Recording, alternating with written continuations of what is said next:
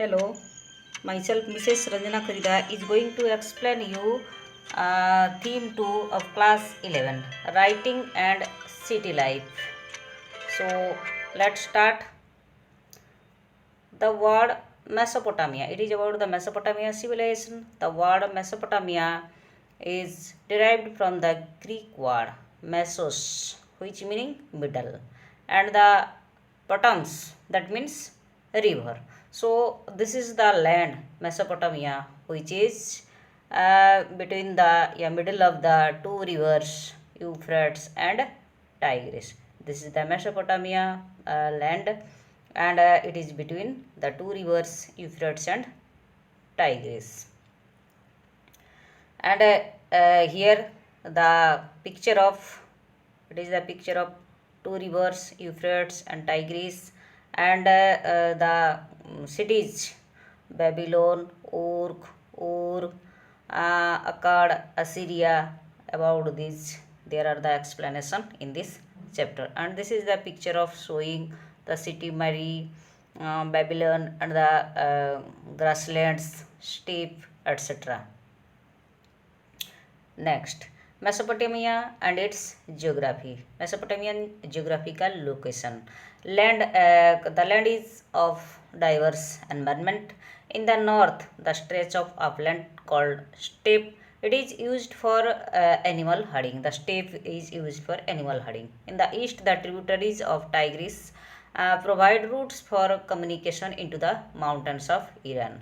To the south of it, there is the desert where the first cities emerged. Both the rivers, Euphrates and Tigris, rise in the northern mountains and carry loads and silt. When flood water of both rivers let out on the fields, fertile silt is deposited. So the land was so fertile and cultivate grains. The steppe helped to produce meat, milk, wool, a lot of. Next, the significance of urbanism. Urban economies comprise, besides food production, trade, manufactures, and services. City people depend on the products of or services of other people. There is continuous interaction among them. The division of labor is a mark of urban life. There must be a social organization in the place also. Urban economies often require keeping the records, written records also.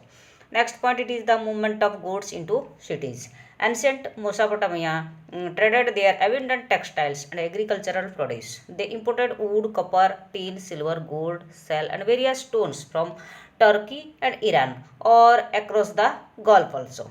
River boats were propelled by the current of river and or wind.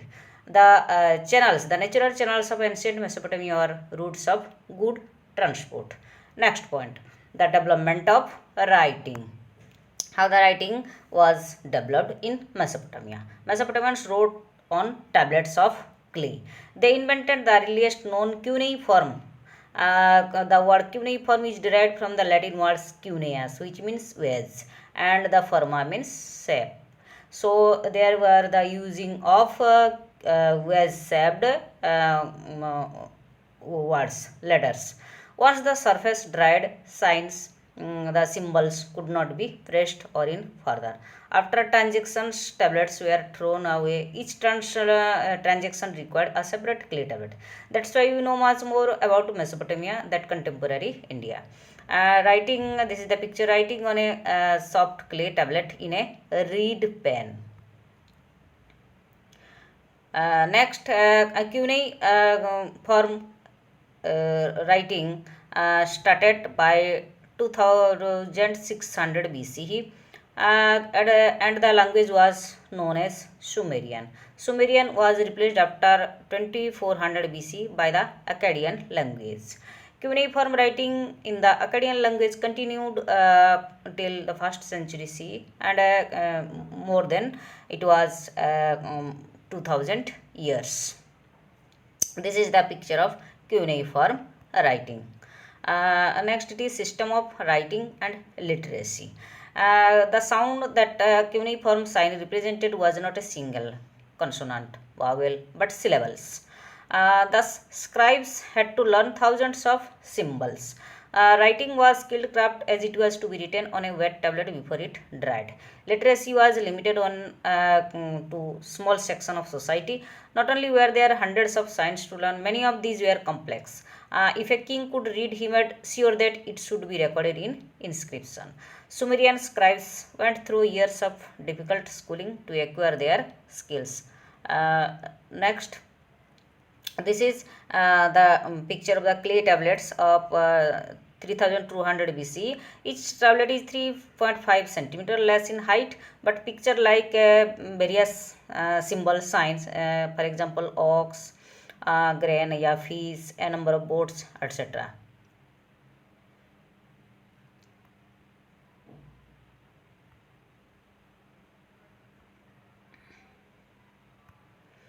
Next, it is the clay tablets of Mesopotamia. The first Mesopotamia tablets written on around 3200 BC. It contained picture like signs and numbers. There were about 5000 lists of oxen, fish, bread, loaves, etc. These were brought into or distributed from the temples of Uruk, a city in the south. Mesopotamians wrote on tablets of clay. A scribe would wet clay and pat into a size he would hold comfortably in one hand. With the sharp of a reed, he would press with shaped cuneiform signs onto the smooth surface while it was still moist. Once dried in the sun, the clay would harden. Each transaction required a separate written tablet. So these are the pictures of Mesopotamian writing tablets. Next, the uses of writing. Enmarker is associated with the organization of the first trade of Sumer. When he sent his messenger to the chief of Aratta for bringing lapis lazuli. Lapis lazuli, precious stone, one of other precious metals for the beautification of city temple. Messenger got all his messages mixed up, then Enmarker formed a clay tablet and wrote words on that. White-shaped writing made king of Aratta furious. Cuneiform spread to Persia, Egypt, and became the vehicle for growth and spread of civilization and the exchange of ideas among cultures.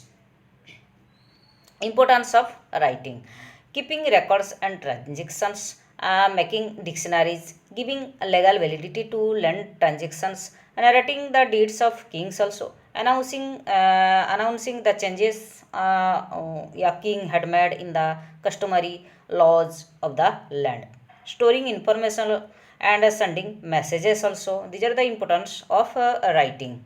Next, urbanization of southern Mesopotamia, temples and kings. There are mainly three kinds of cities in Mesopotamia which we will read in this chapter. So these are Uruk, Ur and Mari. Cities developed around temples means Uruk was a temple city, and Ur developed as a center of trade, and Mari it was a imperial cities.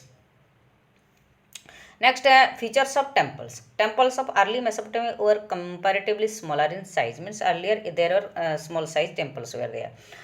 With the passage of time, the temple began to take new shape. Their importance as well as size began to increase. One of the peculiar feature of these temples was that their outer wall had inward and outward bend at regular intervals. Role of temples in Mesopotamia. From 5000 BCE, settlements had begun to develop in southern Mesopotamia. The earliest known temple was a small shrine made of unbaked bricks. Temples were the residence of various gods. Later temples became larger with several rooms around open courtyards. The god was the focus of worship. People brought grain, corn, and fish to temple to worship the god.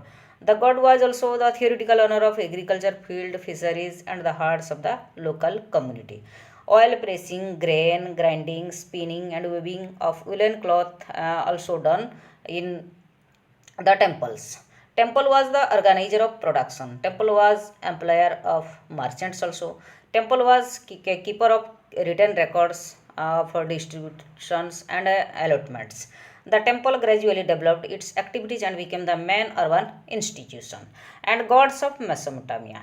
The god of Ur was moon god. The goddess of love and war known as Inanna. God of steppe known as Dagon.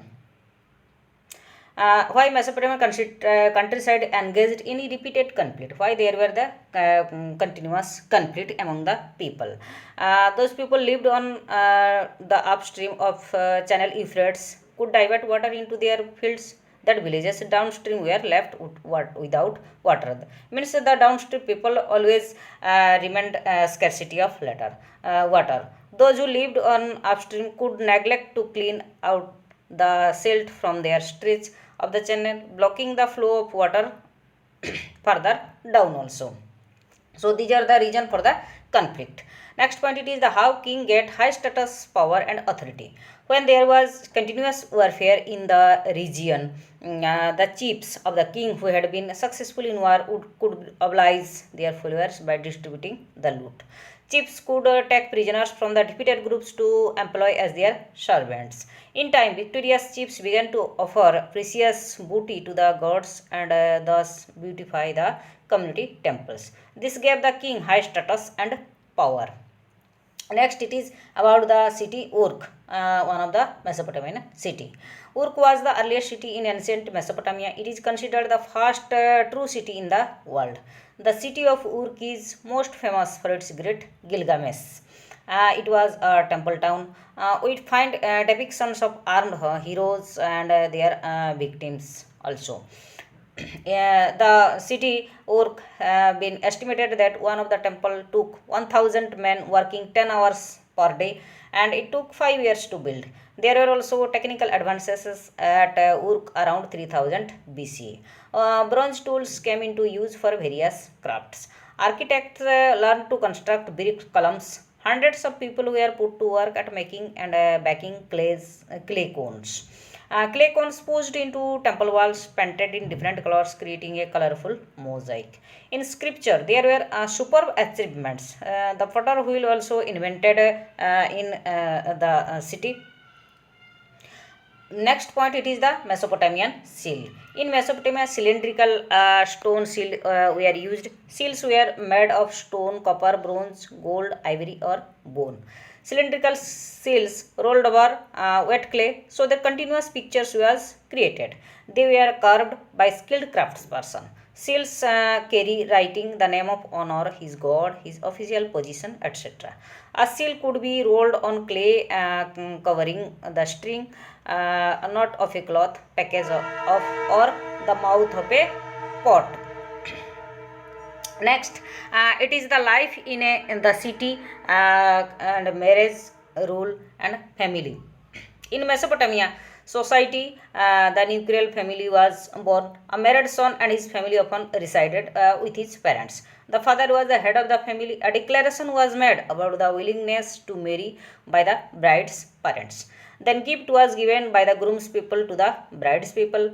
When wedding took place, gifts were exchanged by both parties who ate together and made offerings in a temple. Means all the marriage activities were done in the temples. When her mother-in-law came to fetch her, the bride was given her share of the inheritance by her father. The father's house, herds, fields, etc. were inherited by the sons.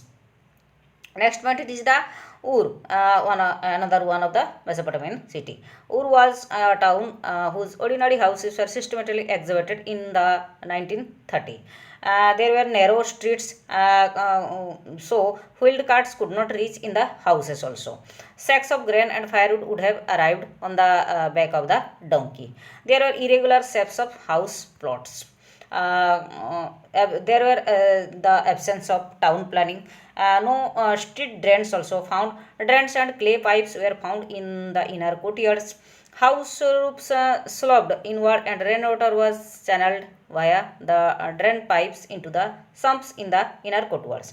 People swept all their household waste into the streets and this made street levels rise.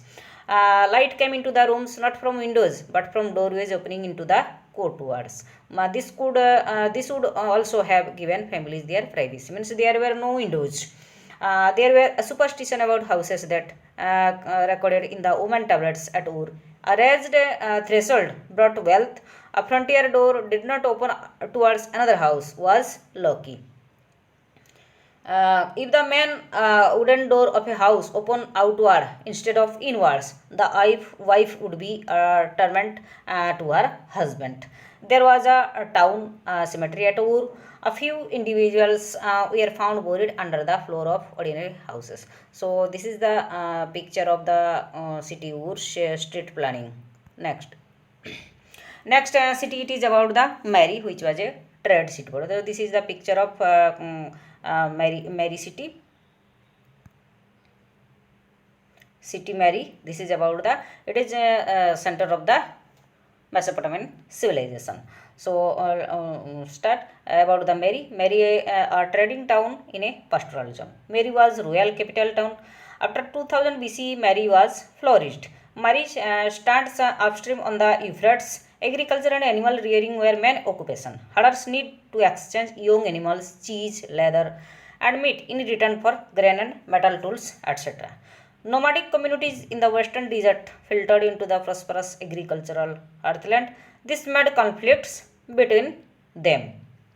Nomadic communities of the western desert filtered into the prosperous agricultural heartland. This made conflict between them. Shepherds would bring their flocks into the sown area in the summer. Such groups would come as herders, harvest laborers, or hired laborers, soldiers, occasionally become prosperous and settle down. A few gained of the power to establish their own rule. These included the Akkadians, Amorites, Assyrians, and Armenians. King Mary were Amorites. Amorites' dress differed from that of the original inhabitants. Amorites respected the gods of Mesopotamia. Amorites raised a temple of Mary for Dagon god, which was known as the god of steppe. Mesopotamian society and culture were thus open to different people and cultures.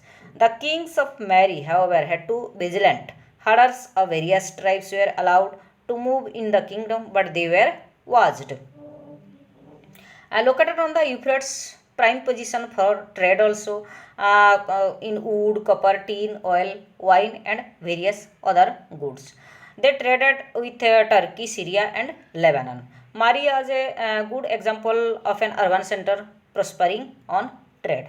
Boats carrying grinding stones, wood, wine, and oil jars would stop at Mari on their way to southern cities.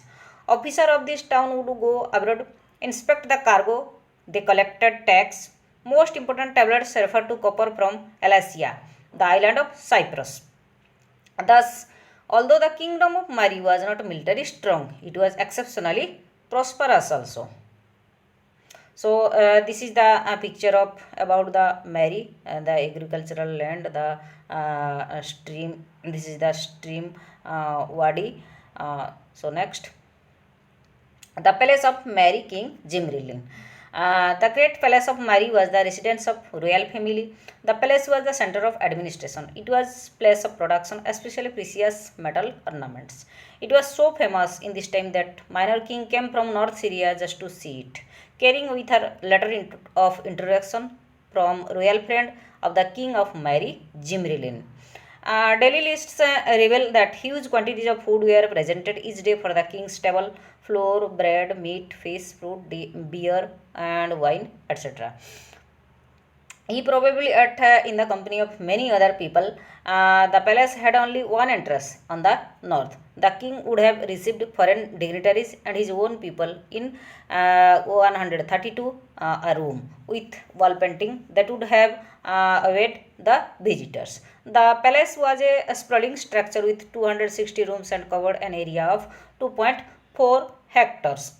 So this is the picture of the palace, the Mary King of Jimrilin, which was 1810 to 17,060 BCE.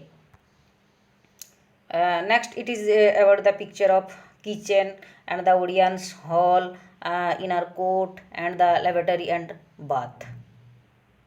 And it is also another picture about the storage room, throne room, private room, inner court, main courtyard. Then next point, it is the cities in Mesopotamian culture, epic of Gilgamesh. Mesopotamians valued city life. After the cities were destroyed in war, they recalled them in poetry.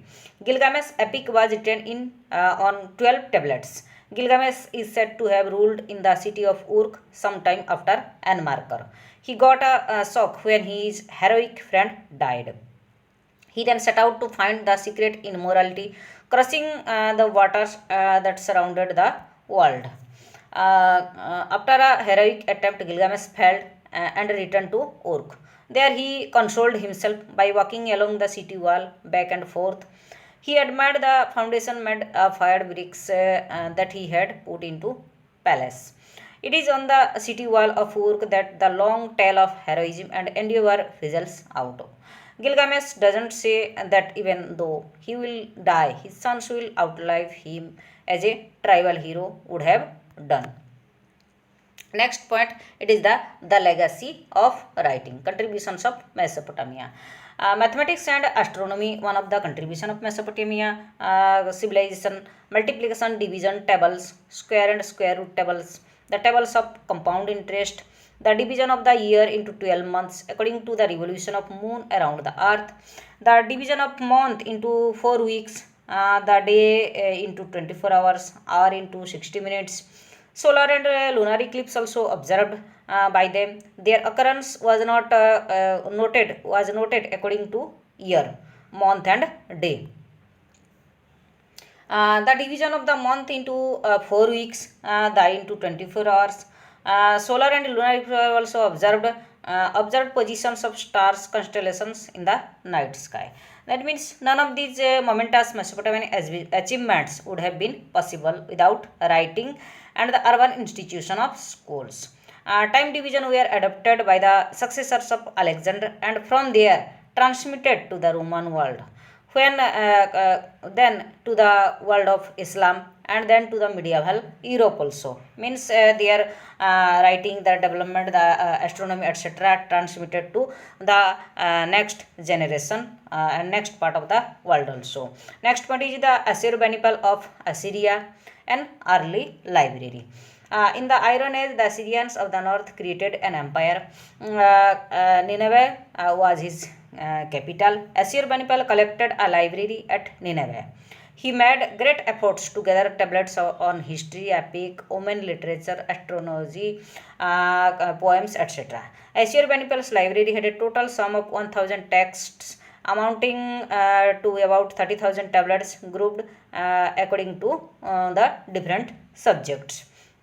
Next point, it is the Nabonidus of Babylon, an early archaeologist. Nabopolassar released Babylonia from Assyrian domination in 625 BC. Nabonidus was the last ruler of independent Babylon. He writes that the god of Ur came to him in a dream and ordered him to appoint a priestess to take charge of the cult. He writes he doesn't know characteristic features of priestess. He observed the clothing and the jewelry that was depicted. He observed the clothing. This is how he was able to dress his daughter for her consecration as priestess. On the other occasion, Nabonidus' man brought to him a broken statue inscribed with the name of Sargon, king of Akkad, who ruled around 2370 BC. And Nabonidus repaired the statue. He wrote, I summoned skilled craftsmen and replaced the head. So these are the points we have discussed for the Mesopotamia civilization. So thank you.